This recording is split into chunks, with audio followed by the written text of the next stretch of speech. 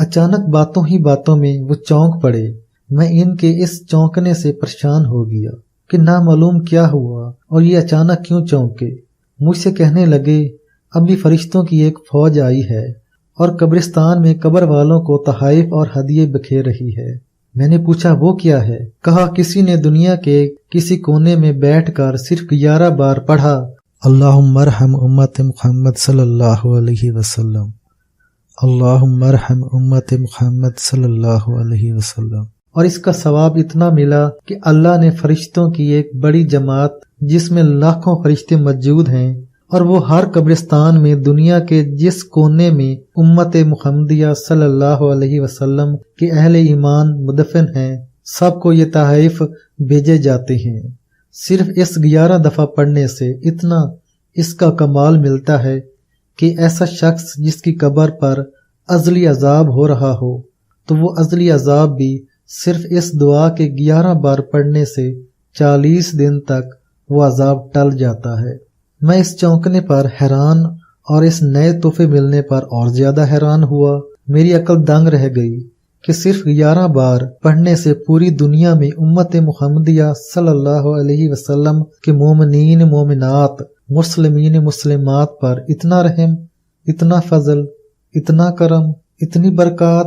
اس اچانک واقعے نے مجھے ان سے بہت سے سوالات کرنے پر مجبور کر دیا، اور اس اچانک ہونے والے واقعے نے مجھے زندگی کے بہت سے نظام کو سلجھانے پر مجبور کر دیا کہ شاید اس سے زندگی کے اور بھی بہت زیادہ نظام سلجھ جائیں۔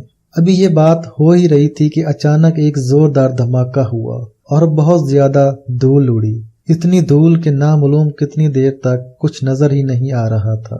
میں حیران و پریشان، لیکن میرے قریب بیٹھی جنتی روحیں بالکل مطمئن۔ مجھے ان کے اس انداز پر حیرت ہوئی۔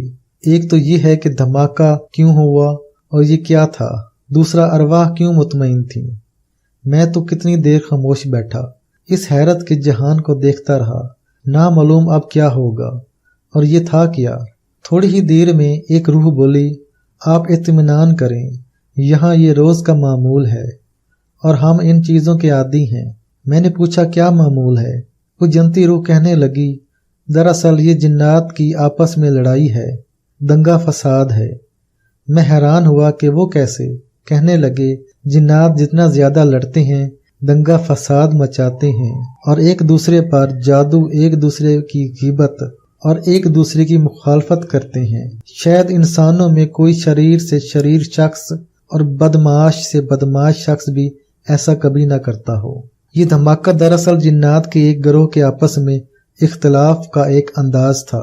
جب یہ آپس میں کسی بات پر الجھ جاتے ہیں تو پھر ان کی جنگیں ہفتوں، مہینوں اور بعض اوقات سالوں چلتی ہیں، اور کتنے بے شمار جنات ایک دوسرے کے مار دیتے ہیں۔ پھر ان کا فیصلہ نہ کوئی کر سکتا ہے اور نہ کوئی کرا سکتا ہے۔ ہاں صرف ایک ہستی ہے، وہ صحابی جنات ہیں۔ جنات کا مردود سے مردود شخص، حتیٰ کہ کافر تک بھی صحابی جنات کو بہت زیادہ مانتا ہے۔ اس روح نے ایک نیا انکشاف کیا، کہنے لگے ابھی چند ماہ پہلے ہمارے قبرستان میں ایک بہت پرانی جنگ کا فیصلہ ہوا۔ جنات کا ہر گروہ وہ اپنے کو حق پر کہتا تھا، لیکن کوئی بھی ایک دوسرے کی بات ماننے کو تیار نہیں تھا۔ بے شمار جنات اس جنگ میں مر گئے تھے، بے شمار زخمی سسک رہے تھے، گھر اجڑ گئے، بچے یتیم ہو گئے، قافلے لٹ گئے، زندگیاں ویران ہو گئیں، اور زندگیوں میں سوائے سسکنے، سلگنے اور آہیں بھرنے کے کچھ نہ رہا۔ لیکن ان کی جنگ ختم نہیں ہو رہی تھی۔ آخر کار ایک ہستی شام سے تشریف لائی۔ ان کا نام شیخ ابو ذر خیاطی تھا۔ یہ وہ ہستی ہیں جنہوں نے واقعہ کربلا کو اپنی آنکھوں سے دیکھا، آل رسول صلی اللہ علیہ وسلم کی مدد کی، ان کے غم میں شریک ہوئے، ان کے لیے آنسو بہائے، اپنا گھرانہ سارا ان کی مدد اور امداد کے لیے پیش کیا، حتیٰ کہ بعد از قتال واقعہ کربلا کے شہداء کو محفوظ کرنے اور ان کو بے حرمتی سے بچانے کے لیے بھی انہوں نے بہت زیادہ عظیم کردار ادا کیا۔ جنات کی جنگ ختم نہیں ہو رہی تھی۔ شیخ خیاطی بلائے گئے، وہ تشریف لائے، ایک خوبصورت نورانی چہرے والے صدیوں پرانے بزرگ جو سارا سال روزہ میں رہتے ہیں اور رات بھر قیام کرتے ہیں، صرف رات کا تھوڑا سا حصہ آرام اور دن کو دوپہر کا قیلولہ فرماتے ہیں۔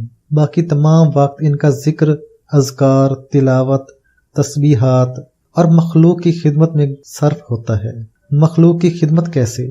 جب مخلوق کی خدمت کی بات سنی تو میں جنتی روح کی طرف متوجہ ہوا کہ مخلوق کی خدمت یہ کیسے کرتے ہیں، تو فرمانے لگے یتیم، مساکین، غربا اور بے سہارا لوگوں کو ہر پل یہ تلاش کرتے رہتے ہیں، اور جب بے سہارا لوگ انہیں ملتے ہیں تو ان کو رزق، دولت، مال، صحت، رشتوں، بیماریوں، تکلیف، دکھ، مشکلات، مسائل اور پریشانیوں میں کسی نہ کسی انداز میں مدد کا ذریعہ بنتے ہیں اور خوب جی بھر کے مدد کرتے ہیں۔ ان کی طبیعت میں شفقت، محبت اور رحمت بری ہوئی ہے، اور ان کی مزاج میں کریمانہ انداز بہت زیادہ ہے۔ انہیں کچھ جنات نے ہمارے قبرستان میں بلایا اور یہ تشریف لائے۔ جس دن وہ آئے تمام قبرستان والے بہت خوش تھے اور تمام قبرستان ان کی زیارت کرنے گیا۔ ان سے ملاقات ہوئی، وہ بہت عظیم جن تھے۔ ان کے آتے ہی تمام قبرستان میں خوشبو پھیل گئی اور راحت اور مسرت کا انوکھا انداز ان کے ساتھ تھا۔ انہوں نے تمام گروہ اکٹھے کیے، مختصر ان کی بات سنی۔ نامعلوم کیا ان کے پاس راز تھا کہ انہوں نے تمام کو اکٹھا کیا، صلح کرائی، گلے ملوایا، حتیٰ کہ اسی دن بیٹھے بیٹھے انہوں نے 70 سے زائد رشتے اور نکاح کیے، اور انہوں نے آپس میں ملا کر کیے۔ مخالفین کی آپس میں رشتہ داریاں کروا دیں۔ یہ منظر اس وقت دیکھنے کے قابل تھا۔ وہ مخالفین جنہوں نے ایک دوسرے کی جان، مال اور سکون کو برباد کیا، وہی زار و قطار رو رہے تھے۔ شیخ خیاطی نے انہیں اتنا قریب کر دیا اور اتنا ان میں پیار و محبت بھر دیا کہ خود ہمارے لیے وہ قابل رخص بن گئے، حالانکہ اس سے پہلے وہی لوگ تھے جو ہمارے لیے قابل نفرت تھے۔ شیخ خیاطی جاتے ہوئے بہت زیادہ دعا کر کے گئے۔ ان کی دعا سے قبرستان میں 90 دن تک سخت سے سخت عذاب پانے والوں کو راحت ملی، اور جن کا عذاب تھوڑا سا تھا انہیں ہمیشہ کے لیے نجات ملی، اور بے شمار لوگوں کی بخشش ہوئی۔ ان کا آنا ہمارے لیے بہت زیادہ خیر و برکت کا ذریعہ بنا۔ میں جنتی روحوں کی باتیں سن رہا تھا اور جنتی روحیں مجھے بار بار دیکھ رہی تھیں، اور میں حیران ہوا۔ اب مجھے پریشانی اس بات کی ہوئی کہ وہ فیصلہ تو شیخ خیاطی نے کرا ہی دیا، یہ ابھی جو دھماکہ ہوا، یا خدایا اس جھگڑے کا کیا بنے گا اور اس مشکل کا کیا بنے گا۔ میں انہی سوچوں میں تھا کہ بہت زیادہ چیخو پکار کی آواز، اور ایسی آواز جیسے سخت آندھی چلتی ہے، اور سخت آندھی چلنے میں جو آواز آتی ہے اس سے بھی زیادہ چنگھاڑ کی شکل میں آوازیں آنا شروع ہو گئیں۔ مجھے اور زیادہ حیرت ہوئی کہ آخر یہ کیا بنے گا، اور یہ انداز کب اور کتنا عرصہ چلے گا۔ میرے جی میں تھا کہ میں واپس چلا جاؤں اور قبرستان چھوڑ دوں۔ مجھے اکتاہٹ ہونا شروع ہو گئی۔ میری اکتاہٹ کو تمام جنتی روحوں نے بھانپ لیا اور کہنے لگے کہ آپ نہ جائیں، اس کا حل ہمارے پاس موجود ہے۔ جب بھی ایسا ہوتا ہے ہم سب اللہ کی طرف متوجہ ہو جاتے ہیں، اور اللہ پاک ان کے دل میں رحم ڈال دیتا ہے۔ قارئین، میں آپ کے سامنے بعض جنات کی دنیا کے ایسے واقعات بیان کرتا ہوں جو بظاہر ناقابل یقین اور اعتبار سے خالی ہوتے ہیں۔ میں نے پہلے دن ہی کالم شروع کرتے ہی آپ سے ایک بات کہی تھی کہ اگر آپ یہ پڑھتے ہیں کہ اس کے لیے بہت بڑے علم، حوصلے کی اشد ضرورت ہے۔ بعض اوقات بعض واقعات ایسے ہوتے ہیں جن واقعات کو انسان بظاہر جھوٹ یا دروغ گوئی محسوس کرتا ہے، لیکن وہی واقعہ آنے والی زندگی میں یا تو پیش آ جاتے ہیں یا پھر ایسے لوگوں سے سننے کو مل جاتے ہیں جن پر ہمیں اعتماد ہوتا ہے، یا ہمارے قریبی عزیز یا دوست ہوتے ہیں۔ جب میں یہ کالم لکھ رہا ہوں، اس سے کچھ عرصہ پہلے ایک صاحب میرے پاس آئے، مجھ سے کہنے لگے میں کتنا عرصہ ایک جستجو میں رہا کہ یہ جنات کا پیدائشی دوست دھوکہ، فریب، جھوٹ، بازاری باتیں یا حقیقت۔ اس سلسلے میں نے کتابوں میں موجود مسنون استخارے کی دعا پڑھنی شروع کر دی، اور نامعلوم کتنی پڑھی، سینکڑوں یا ہزاروں، مجھے خبر نہیں۔ بس میرے اندر ایک بے چینی تھی، بے قراری تھی، اور میرے دل میں ایک جستجو تھی کہ کاش مجھے حقیقت کی خبر ہو جائے۔ میں پڑھتا رہا، پڑھتے پڑھتے آخرکار ایک دن میں بیٹھا درود پاک کی تسبیح پڑھ رہا تھا، تو تسبیح پڑھتے پڑھتے میرے ہاتھ سے تسبیح گر گئی اور تسبیح کے تمام دانے بکھر گئے، اس کا دھاگا ٹوٹ گیا۔ میں حیرت سے یہ باتیں دیکھ رہا تھا، میرے اعصاب سن لیکن آنکھیں اور دل بیدار۔ تھوڑی ہی دیر میں میں نے دیکھا ایک ہوا اڑی اور اس ہوا کے ساتھ پتے، تنکے، دھول، مٹی، لیکن اس کے بعد ہوا تھم گئی اور بہت سے نورانی چہرے میرے قریب آ کر بیٹھ گئے۔ میں یکا یک سہم گیا اور خوفزدہ ہو گیا، لیکن وہ مجھے دیکھ کر مسکرا رہے تھے۔ ان سب نے اپنے نام بتائے اور یہ وہی نام تھے جو میں جنات کا پیدائشی دوست میں پڑھتا تھا۔ مجھ سے فرمانے لگے، آپ نے علامہ صاحب سے جو پڑھا ہے، اللہ تعالیٰ نے اپنی رحمت سے انہیں جو نوازا ہے وہ آپ گمان نہیں کر سکتے، اور اللہ تعالیٰ نے ان کو جتنا عطا کیا ہے وہ آپ سوچ نہیں سکتے۔ یہ تو انہوں نے اپنے وہ علم جو اللہ نے انہیں دیا ہے اس کا 100واں حصہ بھی نہیں کھولا۔ اگر وہ مزید کچھ کھول دیں تو نامعلوم لوگ انہیں کن القابات سے اور کن الزامات سے نوازیں۔ پھر انہوں نے مجھے ایک پتھر دیا اور پتھر دے کر کہنے لگے، جس وقت بھوک لگے منہ میں ڈال کر چوستے رہا کرو، بھوک ختم ہو جائے گی، دیکھنا اس کو نگلنا نہیں، اور جس وقت پیاس لگے تو اس وقت اس کو منہ میں ڈالو، چوستے چوستے پیاس ختم ہو جائے گی۔ کوئی بیماری ہو، تکلیف ہو، دکھ ہو، الجھن ہو یا کسی قسم کا کوئی مسئلہ ہو، اس کو ہاتھ میں لے کر صرف 11 بار سورۃ مزمل پڑھنا، تمہارا مسئلہ اسی وقت حل ہو جائے گا۔ یہ تم نے بہت وجدان، بے کلی، بے قراری اور کیفیت کے ساتھ جو پڑھا تھا، یہ اس کا صلہ ہے۔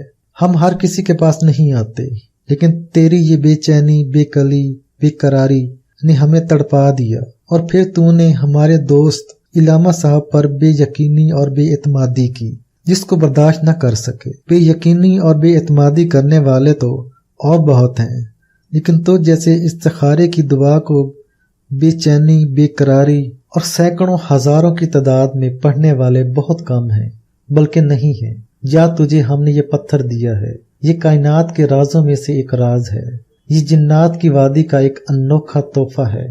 یہ پتھر بڑے بڑے اولیاء جنات کے پاس رہا ہے اور انہوں نے اس کو بہت زیادہ استعمال کیا ہے۔ تیرے اس مسنون عمل کی برکت ہے کہ ہم نے آتے ہوئے سوچا کہ آخر کون سا تحفہ اس کے پاس لے جائیں، تو ہمیں یہی تحفہ نظر آیا، اور اس تحفے کو ہم لے کر تیرے پاس آئے ہیں اور تجھے اس تحفے کی برکتوں سے نواز رہے ہیں۔ تھوڑی ہی دیر میں انہوں نے میری ٹوٹی تسبیح کی موتی جوڑنا شروع کر دیے اور میں حیرت سے سب کچھ دیکھ رہا تھا۔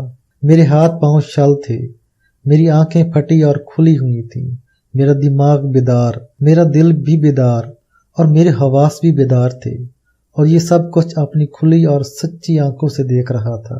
وہ جنات جاتے جاتے مجھے پھونک مار گئے اور جاتے ہوئے کہہ کر گئے، تو خوش قسمت انسان ہے، تجھ سے ہم ملنے آئے ہیں، ورنہ ہمارا تعلق اس دنیا میں چند بزرگوں اور صرف علامہ صاحب سے ہے، اور حضرت علامہ ہی کی وجہ سے ہماری تسبیح، ذکر، دعائیں، وظیفے اور روحانی کمالات پورے عالم تک پہنچے ہیں۔ وہ شخص وہی پتھر میرے پاس لایا، میں نے اسے آزمایا، میں نے منہ میں ڈالا تو اس وقت مجھے کچھ پیاس محسوس ہو رہی تھی۔ مجھے احساس ہوا کہ میں نے ایک انتہائی میٹھا ٹھنڈا مشروب پیا اور میں سیر ہو گیا۔ پھر کچھ دن پتھر میں نے اپنے پاس رکھا۔ مجھے جب بھی پیاس اور بھوک کا احساس ہوتا تھا میں اس پتھر کو منہ میں رکھ لیتا تھا۔ قارئین، آپ کو میں کیسے یقین دلاؤں وہ پتھر کیا تھا؟ شاید جنتی پتھر ہوگا کہ بس اس کے منہ میں رکھتے ہی وہ ہلکا سرخی مائل سفید پتھر جو بغیر ٹوٹے بادام کے برابر ہے، نہایت چکنا، خوشبودار، ملائم پتھر ہے۔